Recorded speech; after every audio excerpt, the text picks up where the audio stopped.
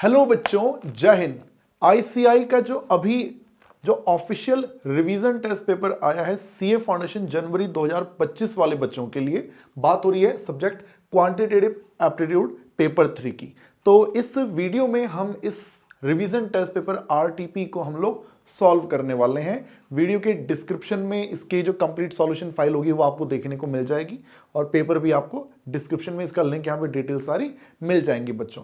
बाकी वीडियो शुरू करने से पहले मैं आप सभी बच्चों से भी रिक्वेस्ट करूंगा कि इस पेपर के जितने भी क्वेश्चन यहां पर आएंगे, हर क्वेश्चन को एक बार पहले वीडियो पॉज करके आप लोग खुद भी एक बार सॉल्व करने की कोशिश करना।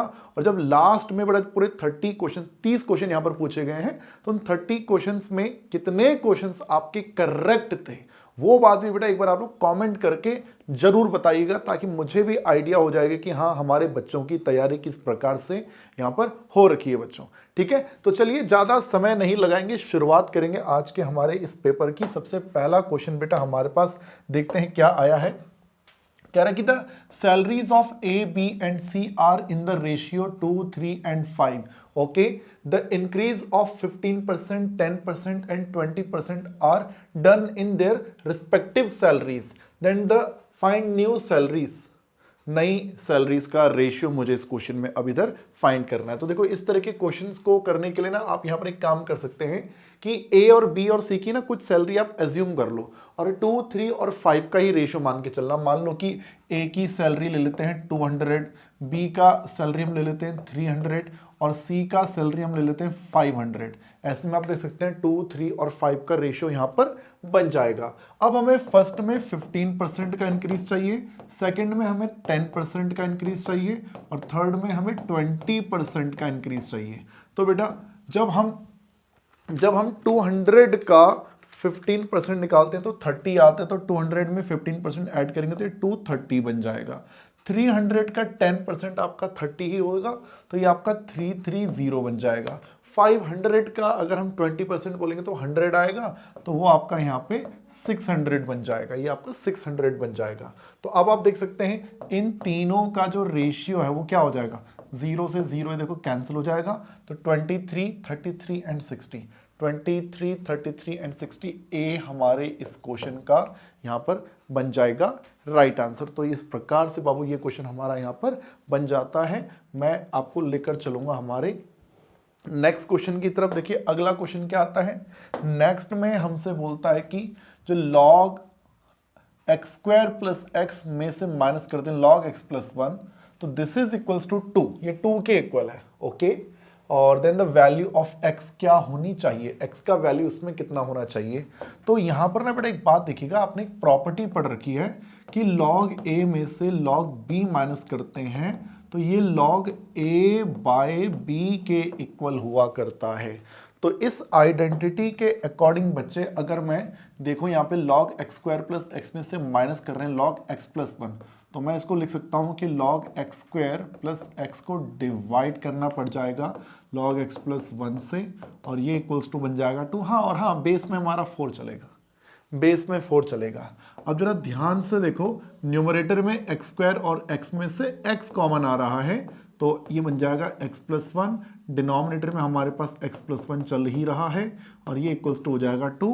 और यहाँ पर हम अब ना इस x प्लस 1 से x प्लस 1 अगर हम कैंसिल कर देते हैं तो ये log 4 आगे रहेगा x and this is equals to 2।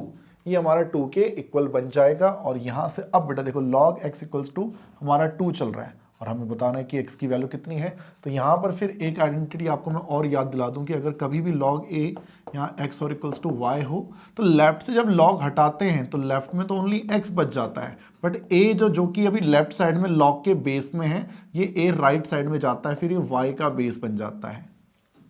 तो उसी प्रकार से log हटाऊंगा तो यहाँ ओनली बचेगा x, और ये जो 4 जो अभी लेफ्ट साइड में log का बेस है, ये 4 राइट में जाके उस 2 का बेस बन जाएगा, अर्थात 4 की पावर में 2, और यहां से x की वैल्यू बन जाएगी 16 हमारे इस क्वेश्चन का यहां पे राइट आंसर बन जाता है। तो ये क्वेश्चन भी डन डना डन डन। नेक्स्ट देखिए क्वेश्चन नंबर 3। क्वेश्चन नंबर 3 में हमसे बोला गया है कि let the nominal rate of growth is 17% and inflation is 9% for the 5 years. let P be the gross domestic product, okay, now at present year, then the projected real GDP after 6th year, GDP चाहिए मुझे after 6th year. तो देखिए यहां पर ना ये समझिए, जो आपका फाइनेंस चैप्टर वहां पे सबसे लास्ट में पड़ेगी कॉन्सेप्ट यहां पे दे रखा है कि जैसे यहां पे नॉमिनल रेट है हमारा, उस नॉमिनल रेट में से ना बेटा आप इन्फ्लेशन को माइनस कर दो, उसमें से अगर आप इन्फ्लेशन को माइनस कर दो तो वो आपका बन जाता है इफेक्टिव रेट। इफेक्टिव रेट, तो अगर मैं आपसे बोलूं कि इसमें इफेक्टिव रेट क्या है, तो आप बोलेंगे नॉमिनल रेट हमारा 17% का है, उसमें से 9% का इन्फ्लेशन माइनस कर दो, तो जो इफेक्टिव जो हमारा जो रेट होगा वो कितना रहेगा, वो यहाँ पे 8% का ही आएगा। ठीक है, अब इसने क्या बोला, let P be the gross domestic product amount at present year then the projected GDP after 6th year. GDP चाहिए हमें आफ्टर 6th ईयर। तो एक बात बताइए, हम जैसे कंपाउंड अमाउंट का जो फॉर्मूला होता है बेटा हमारा, वो क्या रहता है, P1 + R की पावर में T। ये फॉर्मूला हम लोगों ने पढ़ रखा है। अब करंट में जो जीडीपी कितनी है, let P be the gross domestic product amount at present year. Present में जो हमारी जीडीपी है वो P ही है। अच्छा, रेट कितना है, रेट हमारा निकला है 8% का, और कितने साल के बाद की बात कर रहा है बेटा, 6 साल के बाद की यहाँ पे बात कर रहा है। तो ये बन जाएगा 1.08, और 1.08 की पावर में हमें चाहिए 6, 1.08 की पावर में हमें चाहिए 6, तो 1.08 मल्टीप्लाई प्रेस करेंगे और 5 बार इक्वल्स टू 1 2 3 4 5, और ये आ गया है जी 1.58687 समथिंग कुछ। तो ऑप्शन में ऐसा कुछ है, तो मैं देख सकता हूँ ये आंसर नहीं है, ये आंसर नहीं है, ये नहीं है, 1.587, तो राउंड ऑफ करके 1.587, ये ए मेरे इस क्वेश्चन का इधर राइट आंसर यहाँ पे बन जाता है जी। ए हमारे इस क्वेश्चन का इधर राइट आंसर बन जाएगा बेटा ए। तो इस प्रकार से ये क्वेश्चन भी हमारा इधर बन गया जी। जैसे ये होता है, बढ़ेंगे हम नेक्स्ट की तरफ। क्वेश्चन नंबर 4 हमारे पास आया है, कह रहा है कि what will be the population after 3 years. 3 साल के बाद पॉपुलेशन कितनी होगी, when present population is 25,000। Present में पॉपुलेशन 25,000 है, okay, and the population increases at the rate of 3% in first year. पहले साल पॉपुलेशन 3% बढ़ती है, पहले साल पॉपुलेशन बढ़ती है 3% के हिसाब से, फिर दूसरे साल पॉपुलेशन बढ़ती है 4% के हिसाब से, एंड तीसरे साल पॉपुलेशन बढ़ती है 5% के हिसाब से, 5% के हिसाब से। तो इसने पॉपुलेशन पूछी कब है, इसने पूछा what will be the population after 3 years. तो आफ्टर 3 ईयर्स तो ठीक है ना, ये तो सिंपल क्वेश्चन है, इसमें तो क्या ही बोलने है ना। करंट में पॉपुलेशन 25,000 है, 25,000 में प्लस करना है 3%, फिर उसमें प्लस करना है 4%, फिर उसमें प्लस करना है 5%, तो ये 28,119 मेरे इस क्वेश्चन का आंसर आ जाएगा। 28,119, ये ए हमारे इस क्वेश्चन का इधर बन जाएगा राइट आंसर। इसमें भी ऐसी कोई दिक्कत वाली बात नहीं है। ऐसी नेक्स्ट की बात करी जाए, क्वेश्चन नंबर 5 की अगर हम लोग बात करते हैं, तो देखिए यहां पर हमसे क्या बोलता है, करके the future value of an annuity of 1500 made annually for 5 years at interest of 10% compounded annually. Future value पूछा गया एन्युटी का, तो यहां तो मुझे डायरेक्ट फॉर्मूला लगा लेना चाहिए किसी। अब देखो एन्युटी जो है, अगर कुछ नहीं बोलता तो रेगुलर एन्युटी मान के चलते हैं कि पेमेंट पीरियड के एंड में होती होगी। Future value of an annuity of 1500 made annually for 5 years at interest of 10% compounded annually. तो फॉर्मूला हमारा होता है R1 + I की पावर में n-1 अपॉन में I। तो ये फॉर्मूला हम लोगों ने पढ़ रखा है। अब देखिए वैल्यूज अगर मैं यहाँ पे सब्सटीट्यूट करता हूँ, तो 1500 की रेगुलर एन्युटी है जो हम हर साल इन्वेस्ट करते हैं, और 10% के हिसाब से करते हैं, 5 साल के लिए इन्वेस्ट करेंगे। और इस क्वेश्चन में अच्छी बात क्या है, अच्छी बात तो क्या बोलूं, हमें 1.1 की वैल्यू ऑलरेडी निकाल के दे रखी है, 1.1 की पावर में 5, उसका वैल्यू ऑलरेडी निकाल के दे रखा है। तो ये काम अगर मैं कैलकुलेटर पे करता हूँ, 1.61051 में से माइनस करना है 1, उसको डिवाइड करना है 0.10 से, और और उसकी मल्टीप्लाई करनी है 1500 से, तो ये वैल्यू आ रही है 915 7.65, तो 9157 पॉइंट में 65, ये हमारे इस क्वेश्चन का यहाँ पे आंसर आ गया। ऐसी क्वेश्चन नंबर 6 की बात करें, find the effective and annual rate of interest corresponding to a nominal rate of 8% per annum payable half yearly. बेटा इफेक्टिव रेट निकालना है। अब इफेक्टिव रेट का फॉर्मूला हमने पढ़ा हुआ है 1 प्लस आर अपॉन में एम पूरे होल की पावर में m-1, और परसेंटेज में अगर कन्वर्ट करना है तो इंटू 100 कर लो, ये परसेंटेज में आ जाता है। इफेक्टिव रेट निकालना है, इफेक्टिव रेट, तो नॉमिनल रेट कितना है हमारा 8% per annum payable half yearly, तो 1.08 हाफ ईयरली बोल रहा है तो 2 से डिवाइड करना पड़ेगा, पावर में 2 -1 और लास्ट में 100 से भी मल्टीप्लाई कर लेंगे, तो ये 1.04 होगा, 1.04 और उसका स्क्वायर -1, दिस इज 0.0816 और परसेंटेज में कन्वर्ट करूंगा तो इंटू 100 कर दूंगा, 8.16% बेटा हमारे इस क्वेश्चन का यहाँ पे आंसर आ जाएगा। डी हमारे इस क्वेश्चन का यहाँ पे राइट आंसर बन जाएगा। ये क्वेश्चन नंबर 6 बनता है।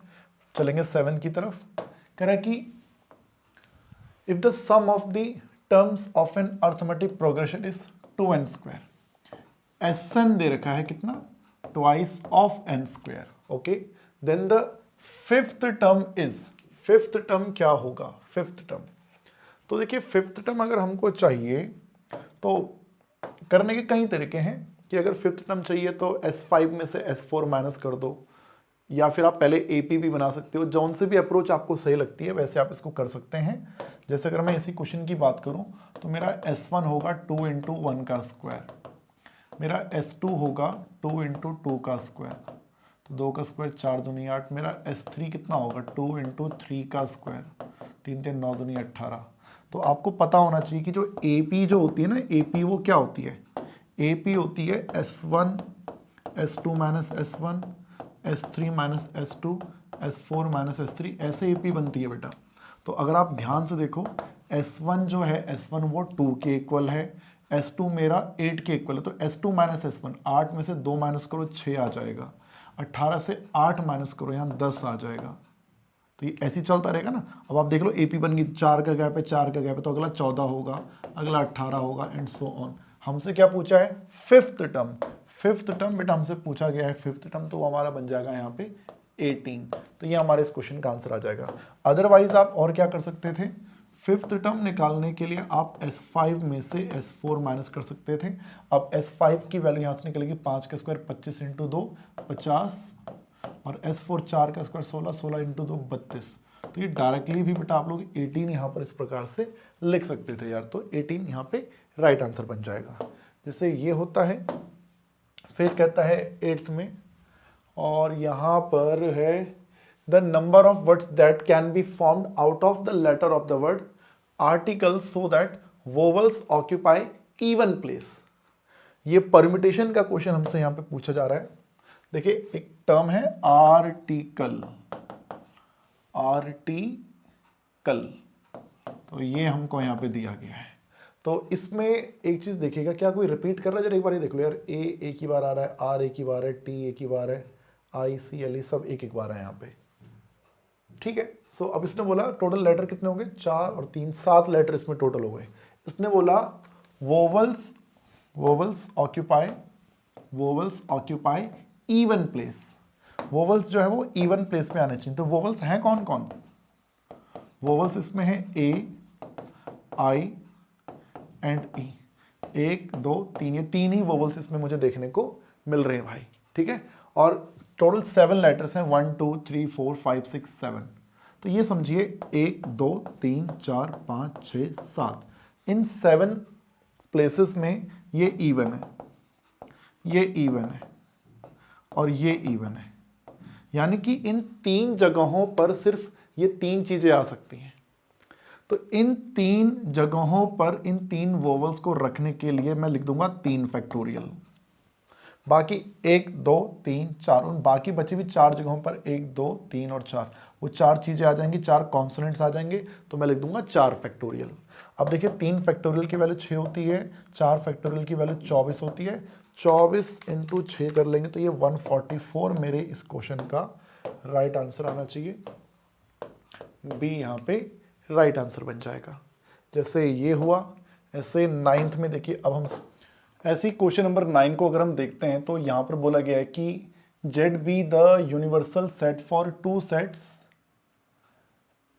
ए and B minus A and B. यहाँ पर थोड़ा सा इसमें कंफ्यूजन हो सकता है आई थिंक।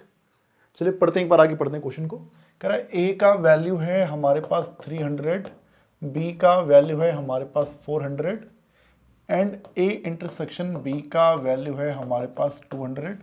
कह रहा है कि नाइदर ए नॉर बी का वैल्यू है is equals to 400 provided Z is equals to, अब हमें number of elements in n Z ये हमको यहाँ पे फाइंड करना है।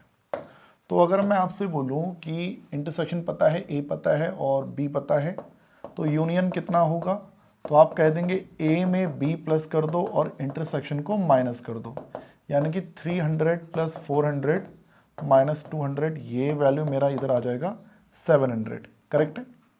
अब अगर मैं आपसे बोलूँ कि आप ए डैश इंटरसेक्शन बी डैश कैसे निकालते हैं, तो इसका तरीका होता है यूनिवर्सल में से यूनियन माइनस कर दो, neither A nor B.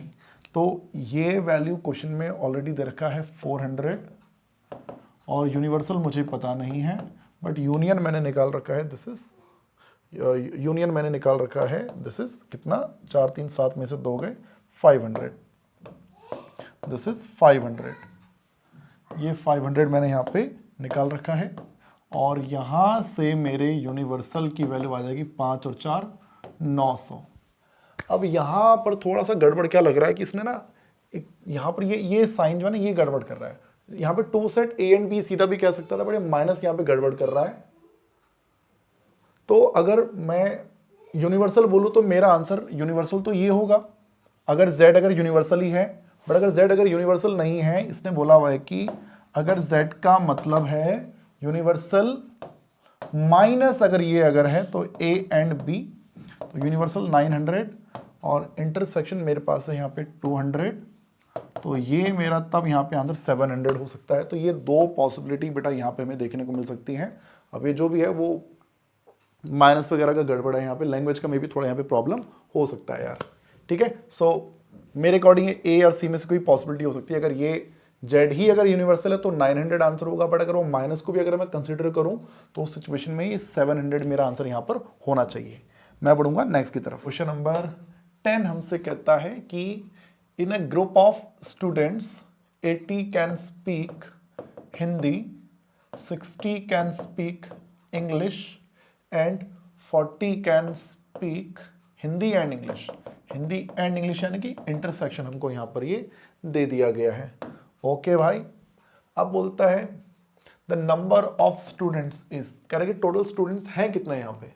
Group है 80 लोगों, ग्रुप है कुछ लोगों का जिसमें से 80 हिंदी बोलते हैं, 60 इंग्लिश बोलते हैं और 40 हिंदी एंड इंग्लिश दोनों बोलते होंगे। तो यूनियन निकाल लेते हैं कि टोटल लोग हैं कितने यहाँ पे। यूनियन निकाल लो यार, यूनियन तो H में प्लस कर लेंगे E और माइनस कर लेंगे इंटरसेक्शन। तो ये तो डायरेक्ट क्वेश्चन हो गया 80 प्लस 60 और माइनस में 40, तो 140 माइनस 40 100 बेटा हमारे इस क्वेश्चन का ये आंसर यहाँ पर बन जाता है। सो ये हो गया जी। ऐसे ही नेक्स्ट में हमसे बोला गया है कि fx इतना है और gx उतना है। We have to find the value of g of 3। तो गॉफ 3 निकालना है, तो इसका मतलब होता है कि O हटाओ और F3 लिख दो, ठीक है। सेट रिलेशन फंक्शन का क्वेश्चन है।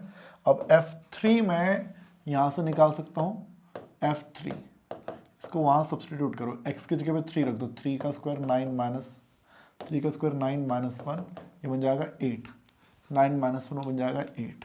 तो भाई लोग ये हमारा g और F3 का वैल्यू बन गया 8, और G8 का वैल्यू बेटा मैं अब यहाँ से निकाल दूंगा।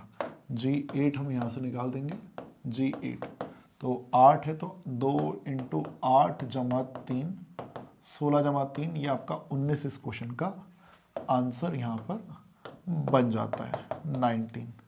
19 हमारे इस क्वेश्चन का ये आंसर यहाँ बन जाएगा। और अदरवाइज ऐसे नहीं करना था तो आप चाहो तो डायरेक्टली इस पे पहले गॉफ एक्स निकाल सकते थे।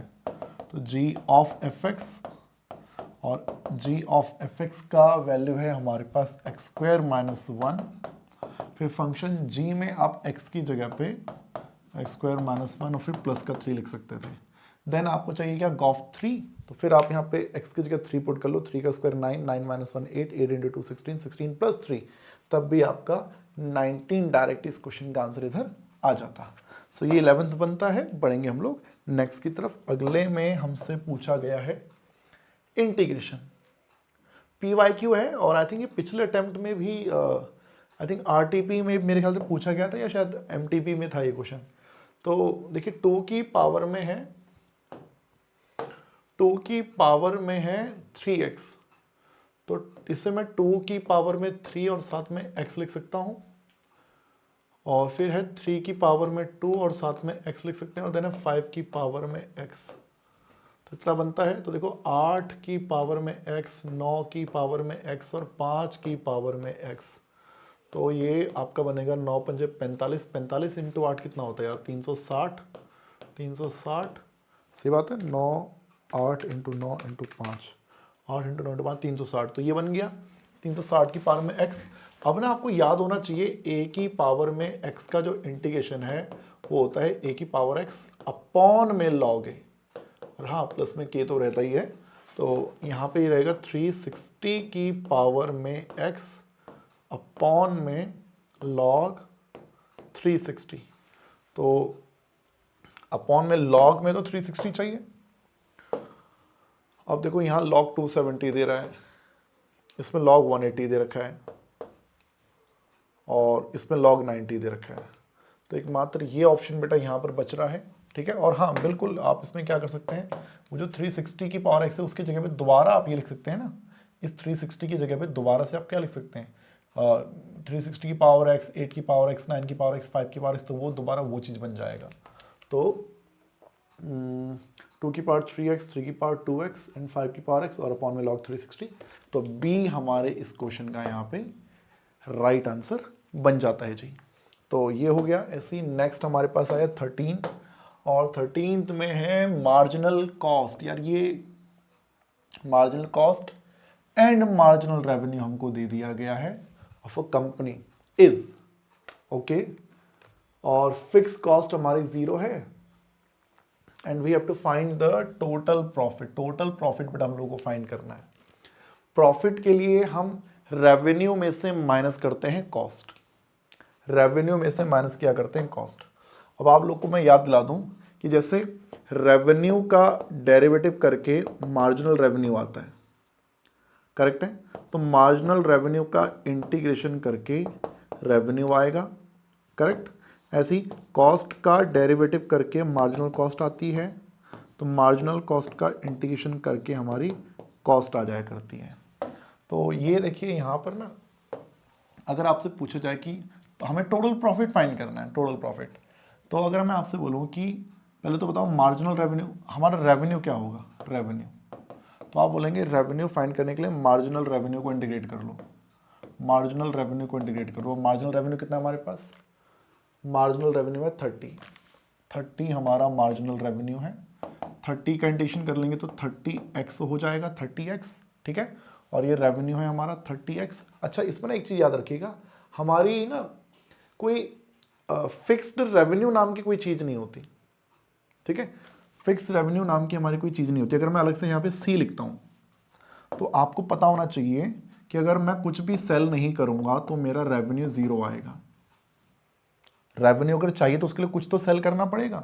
तो जब मैं x की जगह 0 रखूंगा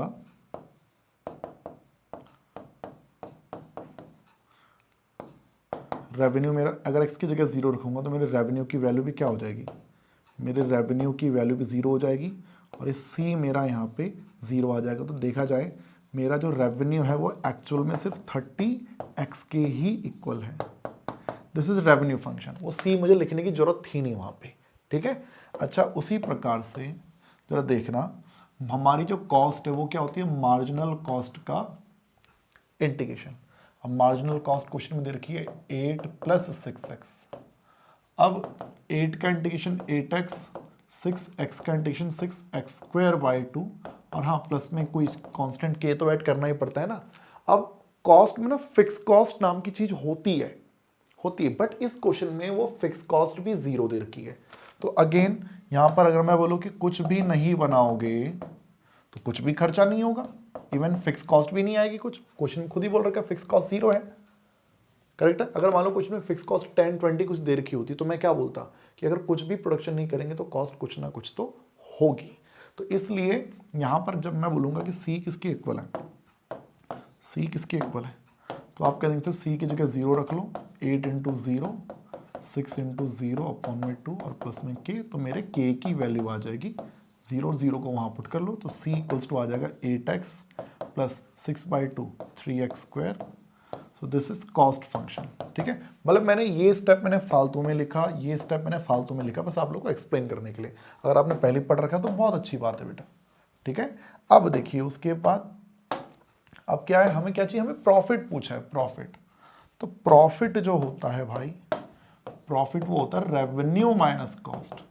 रेवेन्यू हमारा 30x है और कॉस्ट हमारी 8x प्लस में 3x² है। 30 से 8 गए 22 माइनस में 3x², 22x माइनस पे 3x², ये बी बेटा हमारे इस क्वेश्चन का यहाँ पे राइट आंसर बन जाएगा, ठीक है। सो आप देख सकते हैं कि एमआर कंडीशन सीधा ये था, एमसी कंडीशन सीधा ये था, इसमें से इसको माइनस करके हमारा डायरेक्टली ये आंसर आ रहा था इधर, ठीक है। सो ये चीज बन जाती है 13 क्वेश्चन। ऐसी नेक्स्ट देखिए हमसे पूछा गया 14, इसमें क्या बोला गया है कि एक कंडीशन ये है, एक कंडीशन ये है, then x can take which of the following value. तो देखिए अगर मैं इसको सॉल्व करता हूं, क्या है 2x + 5 ग्रेटर देन 3x + 2, तो मैं यहां पर बोल दूंगा कि 2x - 3x is greater than 2 - 5, 2 में से 3 गए -x इज ग्रेटर देन -3, और माइनस से माइनस कैंसिल करते हैं तो इनइक्वालिटी बदल जाती है। तो इनइक्वालिटी हमारी बदल जाती है कि यानी कि हमारा x 3 से छोटा रहना चाहिए। अब 3 से छोटा रहना चाहिए तो ये नहीं हो सकता, अब इन तीनों में से कुछ हो सकता है 3 से छोटा, ठीक है भाई। 3 3 3 3 x छोटा होना चाहिए 3 से, करेक्ट। अब दूसरी कंडीशन क्या है, 2x - 3 4x - 5, ठीक है। तो 2x में से माइनस कर लो 4x less than equals to भी है, और -5 + 3, तो 2 से 4 गए -2x, -5 × 3 -2, और माइनस से माइनस कैंसिल करूंगा तो 2x, इनइक्वालिटी बदल जाएगी और x बड़ा होना चाहिए 1 से। अब 1 से बड़ा होने का मतलब क्या है बेटा, 1 से बड़ा होने का मतलब क्या है कि ये तो मेरे इस क्वेश्चन का आंसर नहीं हो सकता। अब C और D दोनों ही ऑप्शन सेम है, दोनों ऑप्शन सेम है, तो ऑब्वियसली यही हमारे इस क्वेश्चन का राइट आंसर। पक्का इन दोनों में से किसी एक के साथ माइनस रहा होगा, तो राइट आंसर 2 हो जाएगा फिर, कि 1 से बड़ा और 3 से छोटा, 1 से बड़ा 3 से छोटा, तो दोनों ऑप्शन यहाँ पे सेम है यार, ठीक है। समझ रहे होंगे क्या बोल रहा हूँ मैं। तो ये क्वेश्चन हमारे यहाँ बनेगा। ऐसे ही फिर 15th में आप लोगों ने बोला कि the value of the scooter is 1 lakh and its depreciation is 10% per annum. Calculate total depreciation value at the end of 7 years. Calculate the total depreciation value हमसे पूछ रहा है बेटा, डेप्रिसिएशन की टोटल डेप्रिसिएशन कितना लगा होगा।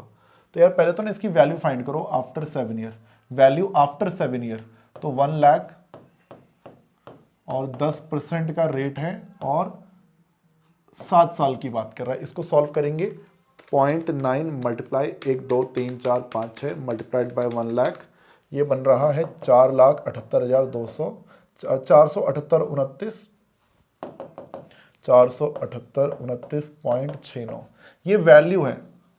और आपसे पूछे डेप्रिसिएशन कितना लगा, तो भाई इनिशियल वैल्यू थी 1 लाख, यार इतना कैसे आ गया, ये क्या कर दिया हम, 1 लाख ही था ना यार, हाँ ठीक है 47,829 आ गया, ठीक है हाँ। तो 1 लाख से मैं माइनस कर दूंगा 47,829.69 को, माइनस 47,829.69 को, तो ये लगभग 52,170.31, 52,170.31। अरे ये इसने ए ही आंसर दे दिया है यार, इसने ये ही ए ही इस क्वेश्चन में आंसर दे रखा है। ये डेप्रिसिएशन है बेटा, डेप्रिसिएशन कितना, 52,170.31। इसने पूछा कैलकुलेट टोटल डेप्रिसिएशन।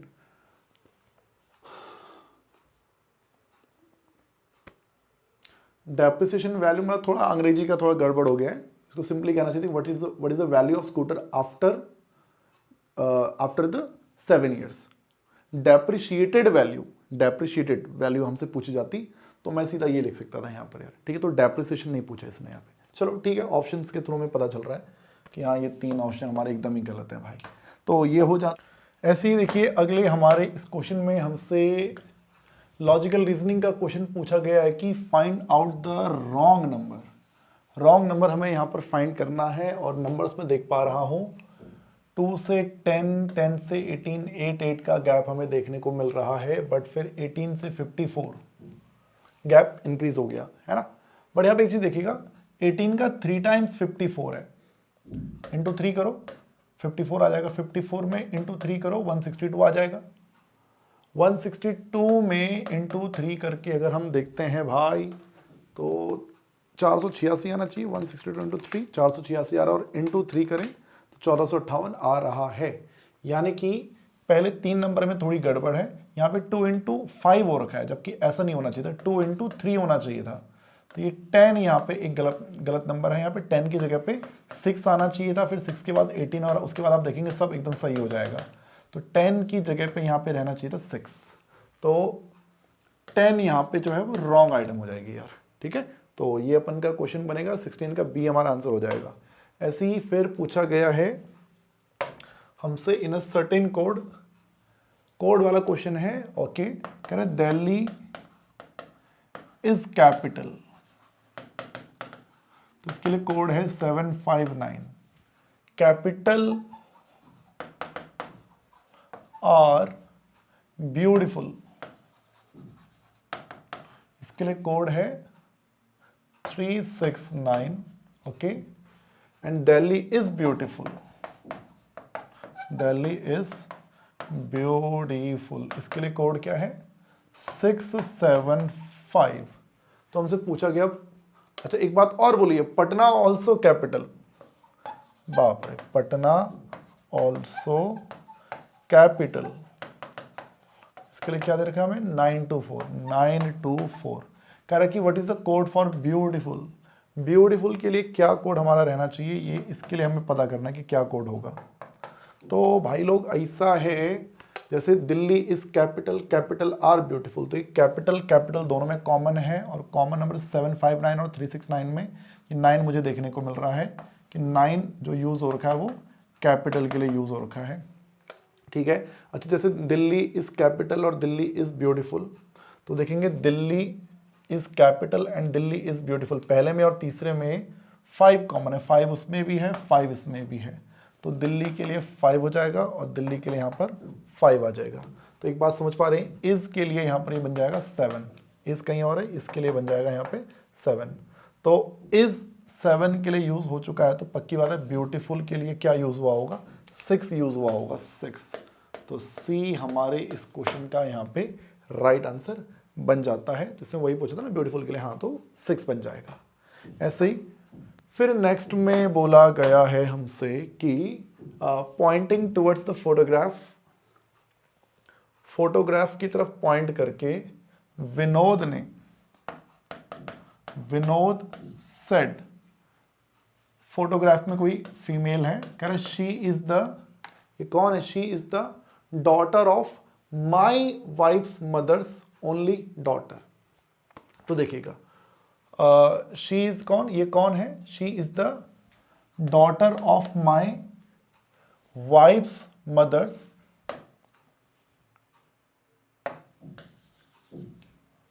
माई वाइफ्स, वाइफ को हम इक्वल के साइन के थ्रू दिखाएंगे, वाइफ की मदर्स, माई वाइफ्स मदर्स, आगे क्या है, she is the daughter of my wife's mother's only daughter.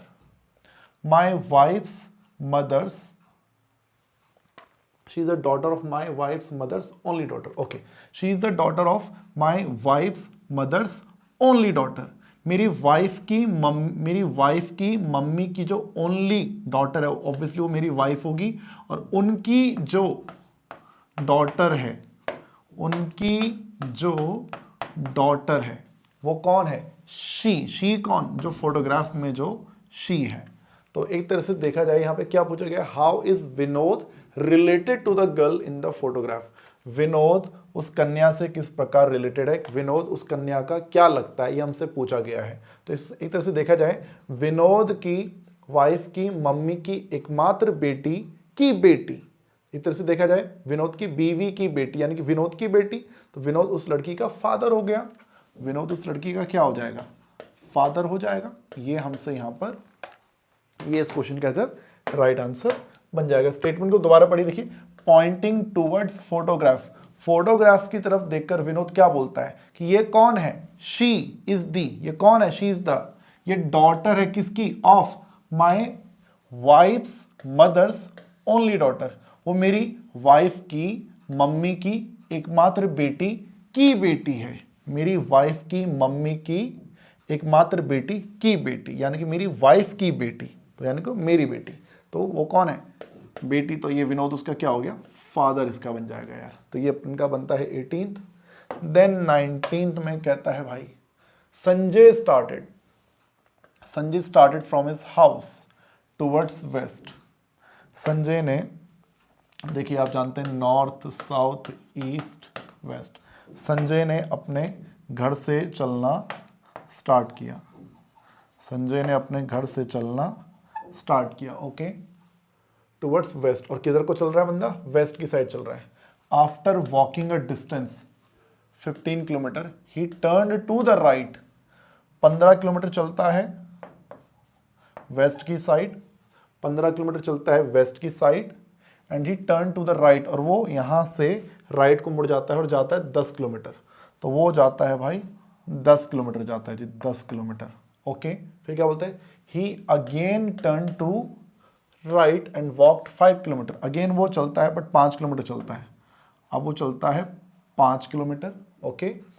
After this he turns clockwise direction at 135 degree, अब वो क्लॉकवाइज डायरेक्शन में 135 डिग्री मुड़ जाता है, 135 डिग्री, यानी कि अगर मैं सामने को देख रहा हूँ तो 135 डिग्री का एंगल बनाना है, and covered 10 kilometre in which, covered 10 kilometre, ठीक है।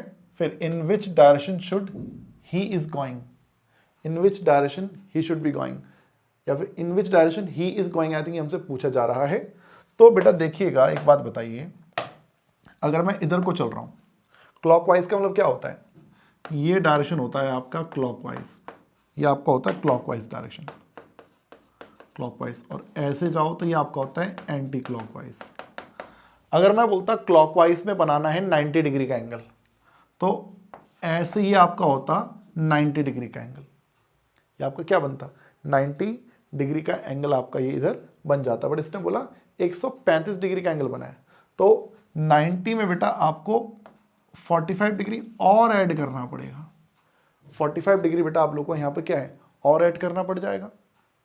तो ऐसे में ये बंदा इधर को तरफ इस साइड को आ जाएगा, और कितना चलने के लिए कह रहा है? 10 किलोमीटर चलने के लिए कह रहा है। तो ये जो डायरेक्शन आपका होता है ये वाला, ये आपका साउथ वेस्ट बनेगा यार, साउथ वेस्ट। तो इसका जो राइट आंसर है वो क्या बनेगा भाई? बी हमारे इस क्वेश्चन का यहाँ पर राइट आंसर बन जाता है जी, ठीक है। देखिए ये एंगल वाला जो फंडा है, ये मैं थोड़ा इसमें एक बार क्लैरिटी देना चाहूंगा। जैसे अगर आप चल रहे थे स्ट्रेट,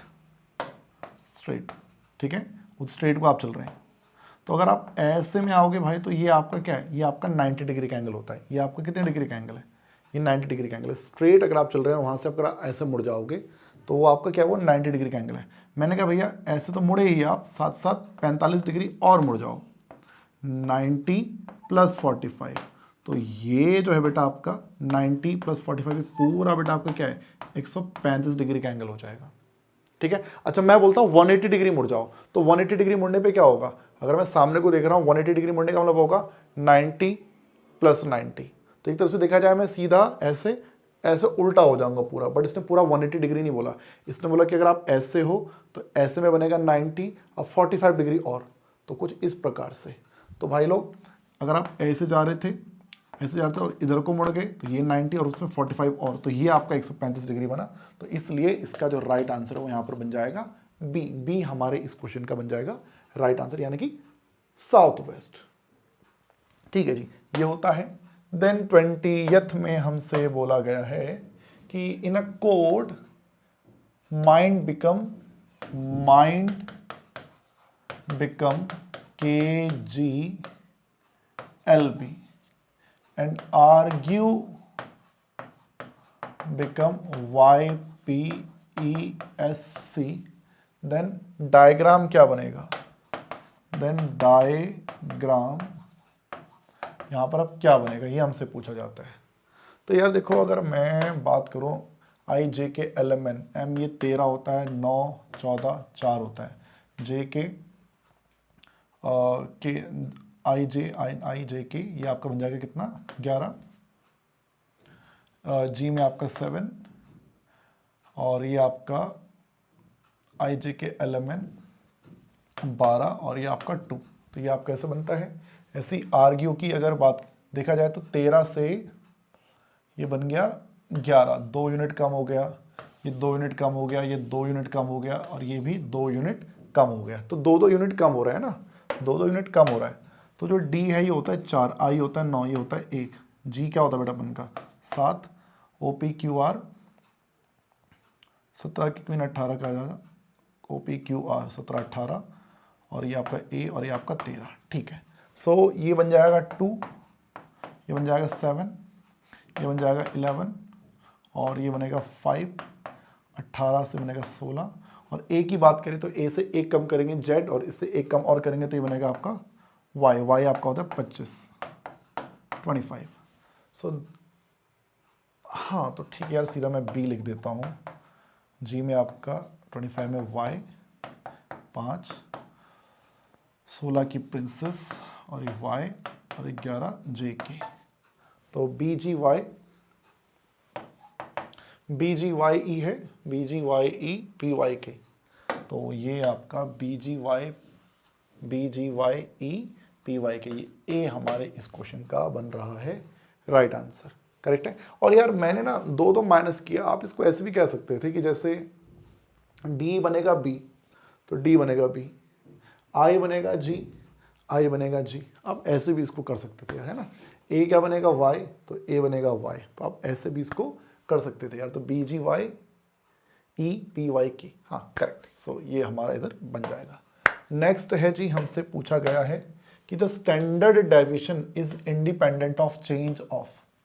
देखिए सेंट्रल टेंडेंसी में जो आता है ना मीन मिडन मोड, ये स्केल और ओरिजिन दोनों की वजह से चेंज होते हैं। बट जब डिस्पर्जन की बात करते हैं रेंज, QD, MD, SD, ये ओरिजिन से चेंज नहीं होते, ये स्केल से चेंज होते हैं। ठीक है, इसने बोला standard deviation is independent of change of, तो ये ओरिजिन से चेंज नहीं होता, तो independent of origin, but it depends on scale, तो इसका राइट आंसर होगा ओरिजिन। ठीक है, स्केल गलत है भाई, स्केल पे तो स्टैंडर्ड डेविएशन चेंज हो जाता है। ऐसे ही बोलता है the coefficient of correlation between two variable x and y is the coefficient of correlation between two variable is what. Regression coefficient का देखो, ये हमने कुछ दिन पहले क्लास में किया था, तो ये ज्योमेट्रिक मीन होता है भाई, ज्योमेट्रिक मीन, ये ज्योमेट्रिक मीन हुआ करता है। ऐसे फिर क्या बोलता है, two regression lines coincide, 2 regression line अगर कोइंसिडेंट हो तो r या तो 1 होगा या r हमारा -1 होगा। तो 1 या -1 2 पॉसिबिलिटी बेटा यहाँ पर हमको देखने को मिल सकती है जी। ठीक है, ये तो परपेंडिकुलर की सिचुएशन में होता है और 2 तो r हो ही नहीं सकता कभी भी। तो ए हमारे इस क्वेश्चन का राइट आंसर हो जाएगा। कह रहा for a normal distribution Q हमारा है 54.32 और Q3 है इतना, then the median of the distribution, median हमारा कितना रहेगा, तो देखो नॉर्मल डिस्ट्रीब्यूशन है, नॉर्मल डिस्ट्रीब्यूशन यानी कि सिमेट्रिक डिस्ट्रीब्यूशन है। तो यहाँ पे देखो मीन जो हमारा, मीडियन जो हमारा होगा, मीडियन वो Q3 प्लस Q1 के अपॉन में 2 होता है, और जो मीडियन होता है वही हमारा मीन भी होता है। तो मैं इन दोनों को प्लस करके हाफ कर दूंगा, 54.32 में जोड़ दो 78.86, उसको हाफ कर दो तो 66.59। Then median of the distribution, mean median mode तीनों इक्वल होते हैं, तीनों इक्वल होते हैं, तो ये आ रहा है 66.59। ये हमारे इस क्वेश्चन का राइट आंसर बनेगा। फिर है कि in a binomial distribution n 4 है, n का वैल्यू 4 है, करेक्ट है। px equals to 2 is 3 times of x equals to 3। Binomial distribution है बेटा, तो देखिए x इक्वल्स टू 2 यानी कि nc2 x इक्वल्स टू 2। देखो हमारा फॉर्मूला रहता है कि अगर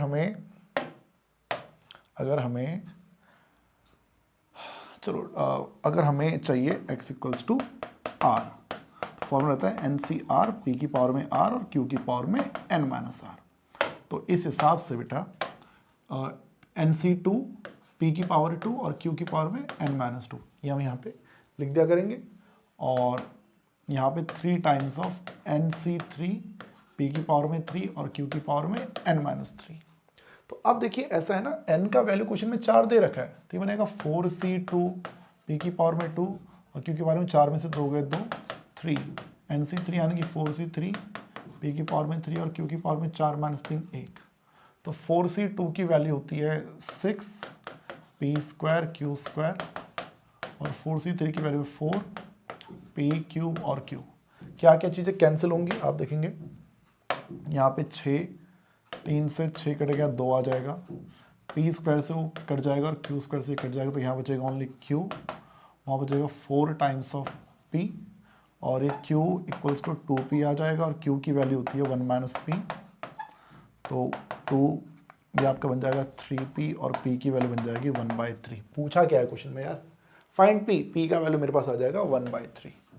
1/3 हमारे इस क्वेश्चन का यहाँ पे ये राइट आंसर बन जाएगा। तो इसमें बस बाइनोमियल का हमें फॉर्मूला अप्लाई करना था और हमें यहाँ पे कुछ करने की आवश्यकता नहीं थी यार। तो ये बन गया। ऐसे ही फिर नेक्स्ट में कहता है कि 1 card is drawn from a pack of 52 cards, what is the probability that it is a king और क्वीन। देखो किंग हमारे पास 4 होते हैं, क्वीन भी 4 होती हैं, टोटल 52 कार्ड होते हैं। तो 1 card is drawn, what is the probability that it is a king और क्वीन। तो किंग 4 क्वीन 4, कॉमन कुछ है नहीं, तो 8/52 2/13 हमारे इस क्वेश्चन का राइट आंसर बन जाना चाहिए। इसमें ऐसी कोई दिक्कत वाली बात नहीं है यार, ये भी सिंपल ही है। फिर है circular test is satisfied by, भाई लास्पेरे जो है वो सर्कुलर को सेटिस्फाई नहीं करता, पास्टेज को सेटिस्फाई नहीं करता, इनफैक्ट फिशर भी सेटिस्फाई नहीं करता, ठीक है, सर्कुलर को। The simple geometric mean of price relative and weighted aggregative fix weight, बड़ा ये याद रखने के लिए मैंने आप लोग को बोला हुआ था कि ये ही सर्कुलर को सेटिस्फाई करता, तो ये डायरेक्ट क्वेश्चन यहाँ पर बना हुआ है। ऐसे ही कहता है कि standard deviation of first n natural number is 2, what is the value of n। देखिए SD, पहले n नेचुरल नंबर के SD फाइंड करने का फॉर्मूला होता है रूट में n² - 1/12। अब n है कि कितने नेचुरल नंबर है, तो मैं स्टैंडर्ड डेविएशन 2 लिख दूंगा, यहाँ पे स्क्वायरिंग कर लेंगे तो रूट हट जाएगा, और ये आपका 12 चौक 48, और n² आपका बन जाएगा 49, और n का वैल्यू मेरा आ जाएगा 7, n का वैल्यू मेरा इसमें आ जाएगा 7, ठीक है। सो 7 का स्क्वायर 49 माइनस 1 48, 48 को 12 से डिवाइड किया 4, 4 का स्क्वायर रूट 2 हमारे इस क्वेश्चन का आंसर आ रहा है, मतलब 2 इसमें स्टैंडर्ड डेविएशन भी बन रहा है। तो ये भी फॉर्मूला बेस्ड था डायरेक्ट। अब बोला गया है कि इक्वेशन है ये, अच्छा एक लीनियर इक्वेशन है, quartile deviation for y is 3, QD of y जो है वो 3 के इक्वल है, तो पक्का x का QD पूछा होगा। क्वार्टाइल डेविएशन ऑफ x क्या होगा, QD ऑफ x हमसे यहाँ पर पूछा जा रहा है। तो देखो वो जो कंडीशन दे रखी है ना, क्या है, 4x + 2y = 3, y का QD 3 है, x का QD पूछ रहा है, तो आप ना एक काम करो, x की वैल्यू निकालो, 2y को राइट में भेज दो, माइनस का 2y + 3, x की वैल्यू निकालो, x की वैल्यू 4 को भी राइट में भेज दो, तो x बराबर -2 के अपॉन में 4 प्लस 3 के अपॉन में 4, ये 2/4 भी बन जाएगा 1/2 और यहाँ पे 3/4, ये हमारा x आ गया। तो आपको चाहिए क्वार्टाइल डेविएशन ऑफ x, तो वो डिपेंड करता है क्वार्टाइल डेविएशन ऑफ y पे, बट साथ साथ ये देखा जाता है कि जो हमारा क्वार्टाइल डेविएशन होता है वो ओरिजिन की वजह से चेंज नहीं होता, वो स्केल की वजह से चेंज होता है, और स्केल यहाँ पे -1/2 है, तो मैं -1/2 लिखूंगा, बट आंसर नेगेटिव में नहीं लेते, पॉजिटिव में लेते हैं 1/2, और y का क्वार्टाइल डेविएशन है 3, तो 3/2 यानी कि 1.5 मेरे इस क्वेश्चन का आंसर आ जाएगा, सी मेरे इस क्वेश्चन का यहाँ पे राइट आंसर बन जाएगा। ये होता है। और देन लास्ट क्वेश्चन अपन का बनता है 30 में हमसे बोला गया है भाई कि 30 में क्या करो, कह रहा for a normal distribution the first and third quartile are, ये तो सेम ही क्वेश्चन पूछ लिया, नॉर्मल डिस्ट्रीब्यूशन है, first and third quartile are 37 and 49, mode of the distribution, तो मैंने आपको अभी थोड़ी देर पहले बताया कि देखो मीडियन क्या होगा, Q3 प्लस Q1 का आधा, और नॉर्मल डिस्ट्रीब्यूशन में मीन और मोड ये तीनों सेम ही होते हैं, तो बेटा 37 में 49 जोड़ लो और उसको आधा कर लो, 43 हमारे इस क्वेश्चन का राइट आंसर आ जाएगा, 43 हमारे इस क्वेश्चन का यहाँ पे राइट आंसर बन जाएगा। सो इस प्रकार से बेटा ये 30 क्वेश्चंस भाई हमारे यहाँ पर बन पाते हैं बच्चों में। तो एक बार कमेंट करके बताना भाई कि आपके जो हैं इस 30 में से आप लोगों ने कितना स्कोर किया है। अगर इस मॉक टेस्ट पेपर, इस रिवीजन टेस्ट पेपर को अगर बोला जाए कि इसका लेवल क्या था, तो मैं कहूँगा कि ये सबसे ईजीएस्ट पेपर था। एग्जाम में इतना ईजी पेपर आपको देखने को नहीं मिलता है, बट हाँ ये था कि एग्जाम में अगर 100 क्वेश्चन पूछे जाते हैं तो उसमें कुछ क्वेश्चन ऐसे होंगे जो बड़े इजी रहेंगे, तो वो उस टाइप के सब क्वेश्चन इस वाले टेस्ट पेपर में आपको देखने को मिले यार। ठीक है, सो बताना 30 में से कितना स्कोर आप लोगों का इसमें आया है। मैं मान के चलता हूँ कि अगर आपका 20 के ऊपर अगर आपका स्कोर है तो ठीक स्कोर है यार, ठीक स्कोर ये है, खराब नहीं है। ठीक है, और दूसरा कि अगर आप लोगों को देखो यार, अगर आप उन स्टूडेंट्स में से जिन्होंने अभी बहुत ज़्यादा नहीं पढ़ा है, बहुत ज़्यादा कॉन्फिडेंस अभी नहीं आ रहा है, तो यहाँ पर मैं बोलूँगा कि इसी सीए वाला चैनल पे बेटा यहाँ पर मैंने ना सभी बड़े इंपॉर्टेंट चैप्टर के वन शॉट्स मैंने डाल रखे हैं। ठीक है, प्लस सितंबर बैच को बेटा मैंने एक संकट मोचन सीरीज के थ्रू बेटा मैंने बच्चों को तैयारी करवाई थी। सब लाइव वीडियोस हैं, सब लाइव वीडियोस हैं, तो सब चैप्टर के मैंने 3-3, 4-4 क्लासेस करके मैंने लाइव में मैंने कॉन्सेप्ट्स भी रिवाइज करवाए हैं, और उनकी मैंने प्रैक्टिस क्वेश्चंस भी मैंने काफ़ी सारे करवाए हैं। और जो सितंबर वाला जो एग्जाम हुआ है क्वेश्चन, उस अटैम्प्ट सितंबर अटैम्प्ट के जो क्वेश्चन है वो इस सीरीज में आपको देखने को मिल जाएंगे। ठीक है, तो वो सब रिकॉर्डेड अब चैनल पे है, तो आप लोगों को अगर रिवीजन करना है तो आप इस सीरीज को फॉलो कर सकते हैं। ठीक है, वन शॉट्स के थ्रू भी आप लोग तैयारी कर सकते हैं। प्लस हम आज से इस चैनल पर बेटा हम लोग अपनी एक अगस्त्या सीरीज स्टार्ट कर रहे हैं, अगस्त्या रिवीजन सीरीज। तो इसमें बेटा मैं आप लोगों को कॉन्सेप्ट तो मैं याद दिलाऊंगा ही, प्लस हम कई सारे प्रैक्टिस क्वेश्चन बेटा हम इन सेशन में यहाँ पे करेंगे, जो कि आपके जनवरी अटेम्प्ट के लिए रिलेवेंट क्वेश्चन बेटा आप लोगों के लिए यहाँ पर रहेंगे यार। तो आप इस सीरीज को भी मेरे साथ लाइव में ज्वाइन कर सकते हैं। लाइव में नहीं आ सकते तो बाद में रिकॉर्डेड जरूर देखिए बेटा, बट ये कि बेड़ा पार आपका इसके थ्रू यहाँ पर हो जाएगा बच्चों। ठीक है, सो मिलेंगे, मैं आपके कमेंट्स देखूंगा बच्चों। ठीक है, बताना आपका स्कोर कितना रहा, ध्यान रखिएगा अपना, बाय बाय।